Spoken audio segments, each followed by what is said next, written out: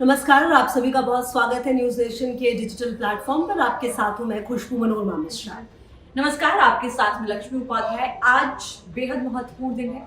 आज हम इलेक्शन को लेकर चर्चा कर रहे हैं क्योंकि आज 13 राज्यों की 88 सीटों पर वोटिंग हो रही है सुबह 7 बजे से। और अगर पहले चरण के मुकाबले आप देखें तो दूसरे चरण में मतदान काफी अच्छा हो रहा है, मतदाताओं का रुझान दिख रहा है। सुबह से ही आप देखेंगे पोलिंग बूथों पर लंबी लंबी कतारें लगी हुई हैं, जो ये बता रही हैं कि पहले चरण के मुकाबले दूसरे चरण में मतदाता जागरूक नजर आ रहे हैं और घर से निकलकर अपने मताधिकार का इस्तेमाल करते हुए नजर आ रहे हैं। देखिए, अगर आप पोलिंग की बात करें अभी तक की 11 बजे तक का जो आंकड़ा है, त्रिपुरा में सबसे ज्यादा करीब 36.42% अब वोटिंग हो चुकी है और जबकि सबसे कम महाराष्ट्र में 18.83% की वोटिंग हुई है। और इसी बीच देखिए खबर ये भी आई है कि पश्चिम बंगाल में जो मतदान केंद्र है वहां पर बंगाल भाजपा अध्यक्ष और तृणमूल समर्थकों में झड़प भी हो गई। और देखिए, पश्चिम बंगाल वैसे कभी अछूता रहता नहीं है, जब जब वहां पर चुनाव होते हैं कहीं ना कहीं हिंसा की खबरें सामने आती है, जो कि थोड़ा परेशान जरूर करती है। तो देखिए, सबसे पहले हम बात अगर यूपी की ही कर लें तो यूपी में 8 सीटों पर मतदान है आज और 8 सीटें बेहद महत्वपूर्ण हैं। लेकिन इसमें बड़े चेहरे जो दांव पर लगे हैं, खासकर वो सीटें जो वीआईपी की कैटेगरी में आ जाती हैं, वो आप चाहे मेरठ को ले लीजिए, चाहे आप मथुरा को ले लीजिए, चाहे आप आरएलडी का जो इलाका रहा है, इसके अलावा अमरोहा को ले लीजिए, जो एक ऐसी सीट थी जो पिछली बार जो है वो बीएसपी के खाते में थी और दानिश अली जो बीएसपी से जीते थे वो इस बार कांग्रेस में आ गए, तो वो कांग्रेस से इस वक्त मैदान में है। तो वहां पर भी बेहद दिलचस्प बना हुआ है मुकाबला। मेरठ की अगर हम बात कर रहे हैं तो अरुण गोविल हर किसी के जुबान पर है, क्योंकि वो रामायण में भगवान राम का किरदार निभा चुके हैं।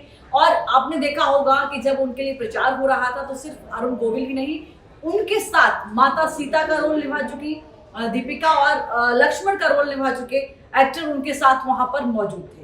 तो मेरठ की सीट को लेकर भी सबकी निगाहें हैं कि यहाँ पर क्या कुछ समीकरण बनते हुए नजर आएंगे।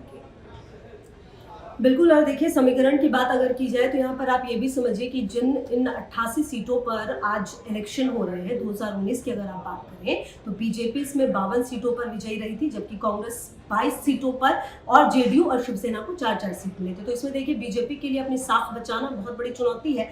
और एक चीज देखिए इंपॉर्टेंट क्या है कि हिंदी भाषी राज्यों की अगर आप बात करें तो इसमें करीब नजर बीजेपी की रहेगी। 36 सीटों पर आज चुनाव होने वाले हैं।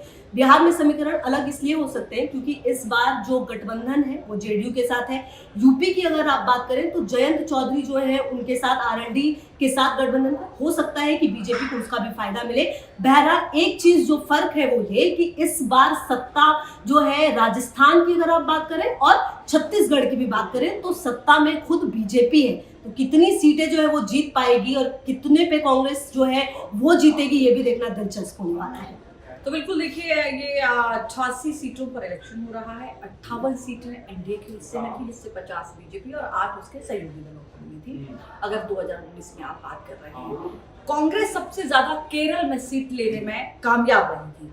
केरल में भी आज 20 सीटों पर चुनाव होगा।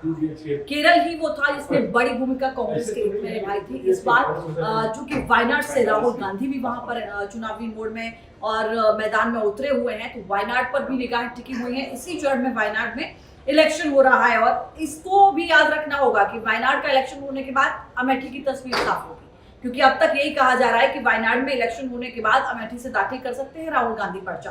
तो अमेठी और वायनाड का क्या कनेक्शन है आप ये भी समझ लीजिए। इसके अलावा वीआईपी सीट का मैं जिक्र कर रही हूँ तो आप कोटा जो कि राजस्थान में आता है, वहां से लोकसभा स्पीकर ओम बिरला मैदान में, उनकी साख दांव पर है। उन्होंने आशीर्वाद देने की अपील आज भी की, उन्होंने वोट डाला।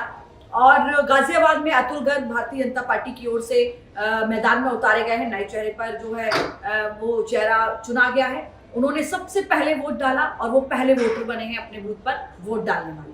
तो कुछ ऐसे चेहरे हैं जिनकी साख इस बार दांव पर है।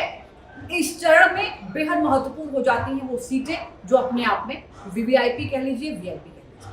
बिल्कुल। तो चलिए, लगातार तमाम अपडेट हम आपको देंगे, लगातार हम आपको बताते रहेंगे कि कहां पर क्या जो है इलेक्शन का मोड नजर आ रहा है। फिलहाल जो अभी के परसेंटेज है उस हिसाब से ऐसा लगता है कि पहला फेज जो थोड़ा सा शांत था, जिसको देखकर तमाम राजनीतिक दल जो वो थोड़ा परेशान भी हो गए थे, ऐसी उम्मीद जताई जा रही है कि जो ये सेकेंड फेज है उसमें जो है वो अच्छा मतदान हो। तो तमाम अपडेट्स पर रहेगी नजर। फिलहाल आपसे भी रखिए अपना